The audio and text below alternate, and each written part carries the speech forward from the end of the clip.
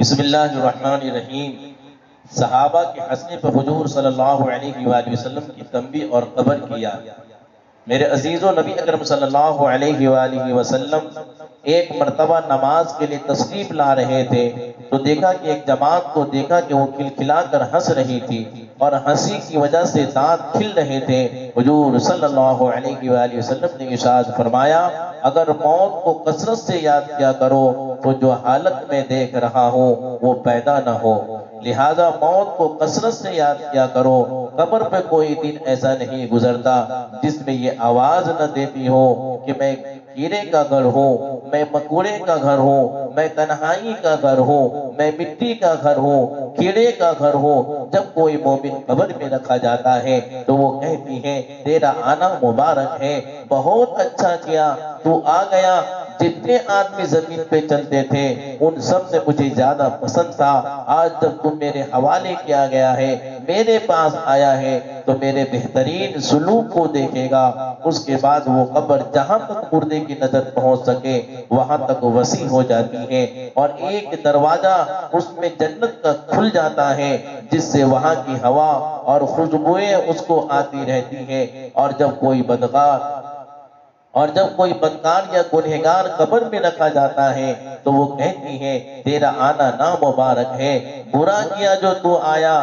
زمین پر جتنے آدمی چلتے تھے ان سب میں تجھ ہی سے مجھے زیادہ نفرت تھی، آج جب تو میرے حوالے ہوا ہے، میرے حوالے کیا گیا ہے تو میرے برتاؤ کو بھی دیکھ لے گا۔ اس کے بعد وہ اس طرح سے اس کو دباتی ہے کہ پسلیاں آپس میں ایک دوسرے میں گھس جاتی ہے اور 70 اژدہے اس پر ایسے مسلط ہو جاتے ہیں، اگر ایک بھی زمین پر پھونک مار دے تو اس کے اثر سے زمین پہ گھاس تک باقی نہ رہے اور وہ اس کو قیامت تک ڈستے رہتے ہیں۔ اس کے بعد حضور صلی اللہ علیہ وآلہ وسلم نے ارشاد فرمایا، قبر یا جنت کا ایک باغ ہے یا جہنم کا ایک گڑھا ہے، فائدہ اللہ کا خوف بڑی ضروری ہے اور اہم چیز ہے۔ یہی وجہ ہے کہ حضور اقدس صلی اللہ علیہ وآلہ وسلم اکثر کسی گہری سوچ میں رہتے تھے اور موت کا یاد کرنا اس کے لیے مفید ہے، اس لیے حضور اقدس صلی اللہ علیہ وآلہ وسلم یہ نسخہ ارشاد فرمایا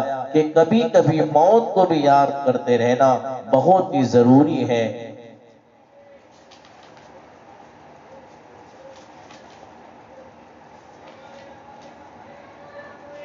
میرے عزیزوں، قرآن شریف کی آیت اور حضور صلی اللہ علیہ وآلہ وسلم کی احادیث اور بزرگوں کے واقعات میں اللہ جل شانہ سے ڈرنے کے متعلق جتنا کچھ ذکر کیا گیا، اس کا میرے عزیزوں مختصر طور پر اتنا سمجھ لینا چاہیے کہ دین کے ہر کمال کا زینہ اللہ کا خوف اور ڈر ہے۔ حضور صلی اللہ علیہ وآلہ وسلم کا ارشاد ہے کہ حکمت کے جڑ اللہ کا خوف ہے۔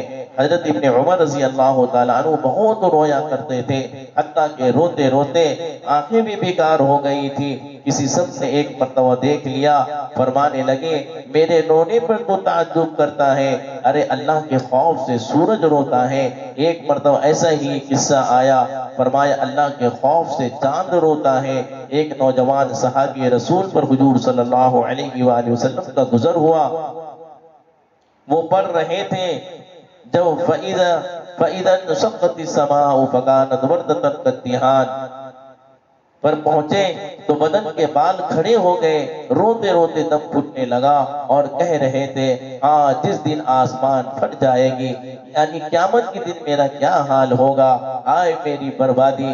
حضور صلی اللہ علیہ وآلہ وسلم نے ارشاد فرمایا کہ ارے اللہ کے بندے، تیرے اس رونے کی وجہ سے فرشتے بھی رونے لگے۔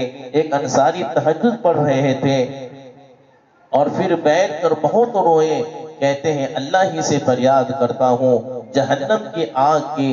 حضور صلی اللہ علیہ وآلہ وسلم نے ارشاد فرمایا، تم نے آج فرشتوں کو بھی رلا دیا۔ عبداللہ بن رواحہ رضی اللہ تعالیٰ عنہ ایک صحابی رسول ہیں، رو رہے تھے، بیوی بھی ان کے اس حالت کو دیکھ کر رونے لگی۔ پوچھا تم کیوں روتی ہو؟ کہنے لگی جس وجہ سے تم روتے ہو۔ عبداللہ بن رواحہ نے کہا، میں اس وجہ سے رو رہا ہوں کہ جہنم پر تو گزرنا ہے، نہ معلوم نجات ہو سکے گی یا نہیں، یا میں رہ جاؤں گا۔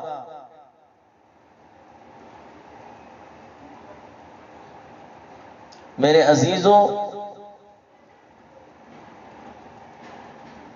ایک اللہ والے نماز پڑھ رہے تھے، کل نفس ذائقۃ الموت پر پہنچے تو اس کو بار بار پڑھنے لگے۔ تھوڑی دیر میں گھر کے کونے سے آواز آئی، کتنی مرتبہ اس کو پڑھو گے؟ تمہارے اس بار بار کے پڑھنے سے 4 جن مر چکے ہیں۔ ایک صحابہ کا قصہ لکھا ہے کہ پڑھتے پڑھتے جب وردوا الی اللہ مولاہم الحق پر پہنچے،